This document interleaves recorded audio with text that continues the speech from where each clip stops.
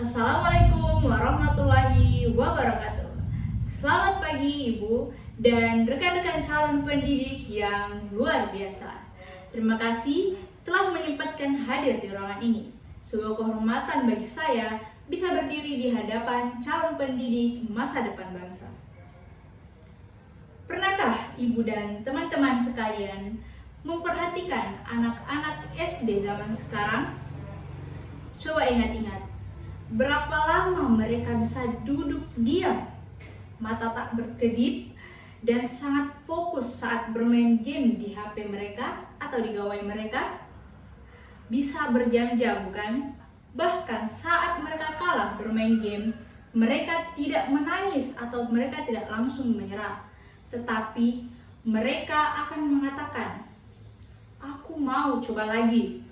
Namun, apa yang terjadi di dalam ruangan kelas kita? Ketika kita, guru, meminta siswa untuk diam duduk mengerjakan soal matematika paling lama 30 menit, apa yang ibu guru, apa yang teman-teman sekalian lihat di wajah mereka? Tentunya wajah bosan, mengantuk, ataupun wajah saya sudah lelah, saya sudah capek sama soal ini. Itulah mengapa hari ini kita akan membahas sebuah jembatan yang bisa menggabungkan antusiasme dunia game dengan dunia pendidikan.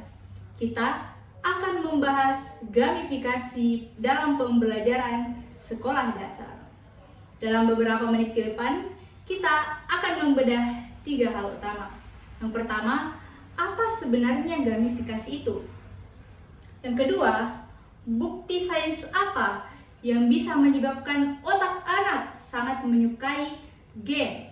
Yang ketiga, bagaimana kita sebagai calon pendidik bisa menerapkan gamifikasi ini di kelas nanti, baik dengan internet maupun tanpa internet sekalipun. Mari kita lihat realita ruang kelas kita saat ini.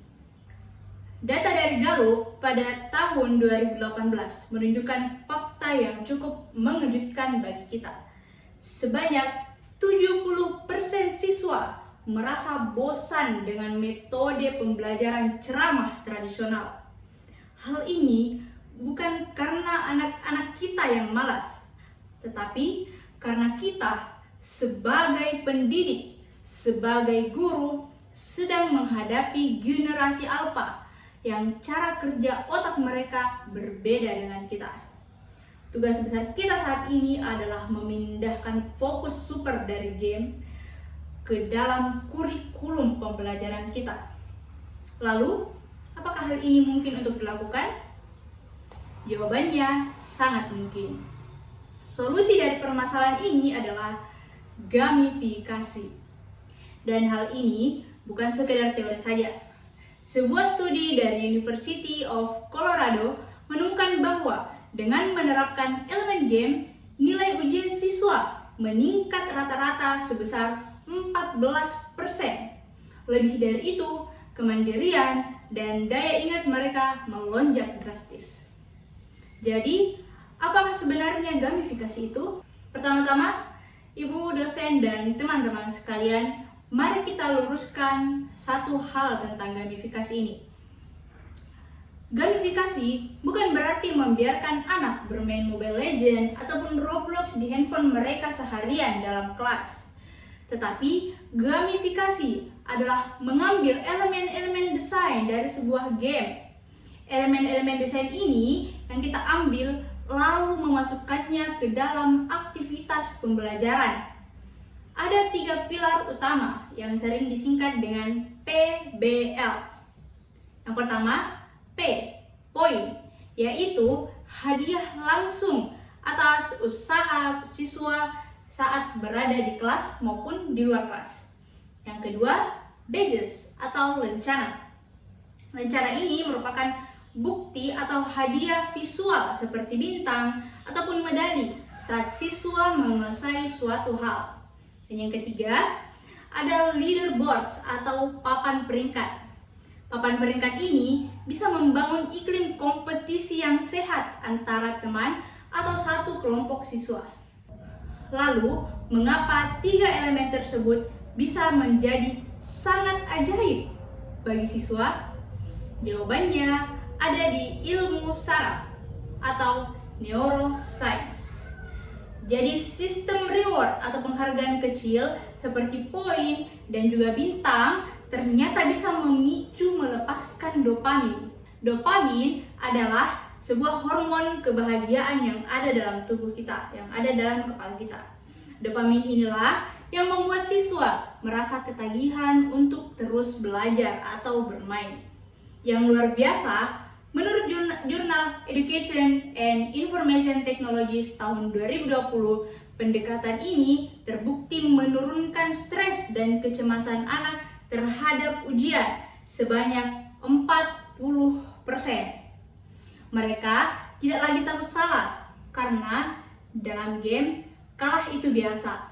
Yang penting mereka bisa try again atau mencoba lagi. Teorinya memang sangat meyakinkan, tetapi bagaimana praktiknya di lapangan? Bagi teman-teman guru yang fasilitas sekolahnya memadai, yang memiliki akses internet dan gawai, ada banyak platform yang luar biasa yang bisa digunakan untuk gamifikasi ini. Yang pertama, contohnya ada Kelas Dojo. Yang selanjutnya ada Kuis dan Kahoot. Kuis dan Kahoot ini merupakan aplikasi atau web soal yang sangat populer dan banyak digunakan di kalangan guru atau pendidik. Jadi pada aplikasi ini, alih-alih membagikan kertas ulangan yang menegangkan, guru bisa mengubahnya menjadi sebuah kuis live yang interaktif yang bisa diberikan kepada siswa.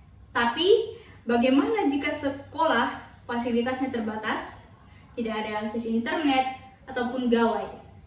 Tenang saja teman-teman, gamifikasi sama sekali tidak bergantung pada alat canggih. Kita bisa melakukannya secara manual. Untuk melaksanakan gamifikasi ini, saat tidak ada internet ataupun alat canggih, kita bisa mengubah LKS biasa. Contohnya, kita bisa memasukkannya ke dalam amplop coklat, lalu memberi stempel misi rahasia. Lalu, kita bagikan amplop itu ke setiap kelompok siswa. Mengerjakan LKS ini sangat menyenangkan karena dilakukan bersama dan seperti petualangan yang nyata bagi siswa. Lalu kita juga bisa membuat papan bintang di dinding kelas. Atau kita bisa memberikan kartu privilege bagi siswa yang nilainya bagus. Hadiahnya itu bukan uang ataupun barang, melainkan contoh, siswa bisa bebas memilih tempat duduk mereka hari itu. Atau kita juga bisa memberikan reward, siswa tersebut tidak perlu menjalankan piket, membersihkan kelas selama 1 minggu. Hal itu memang sangat sederhana dan gratis, mudah dilakukan dan sangat berharga bagi anak sekolah dasar. Baiklah, dari semua yang sudah kita bahas, mari kita tarik benang merahnya. Sebagai ringkasan, gamifikasi pada intinya melakukan 3 hal. Yang pertama, mengubah beban tugas menjadi tantangan yang seru. Yang kedua, mengunci fokus siswa lebih lama secara natural karena didukung oleh kerja otak atau dopamin. Nah, yang ketiga, gamifikasi sangat fleksibel, bisa digital dan juga bisa hanya menggunakan karton ataupun stiker saja. Teman-teman calon guru yang saya hormati, anak-anak di hadapan kita adalah generasi alfa.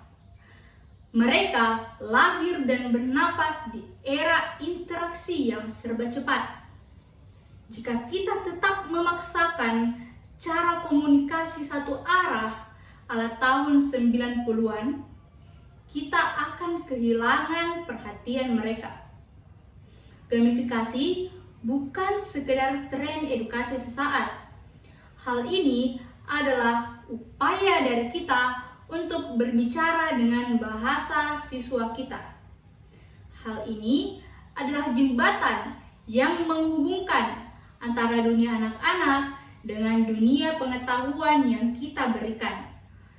Sebagai penutup, saya tidak ingin presentasi ini hanya berakhir sebagai teori di ruangan ini. Saya punya satu tantangan untuk teman-teman semua.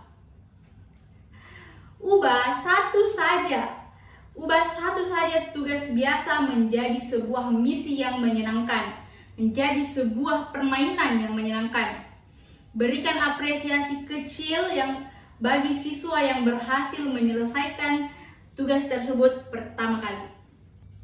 Saya, Nurliza Divani, mari kita ubah kelas kita menjadi arena bermain yang mencerdaskan. Terima kasih atas antusiasme Ibu dosen dan teman-teman semua. Waktu kita masih tersisa, mari kita berdiskusi. Apakah ada pertanyaan atau pengalaman yang ingin dibagikan?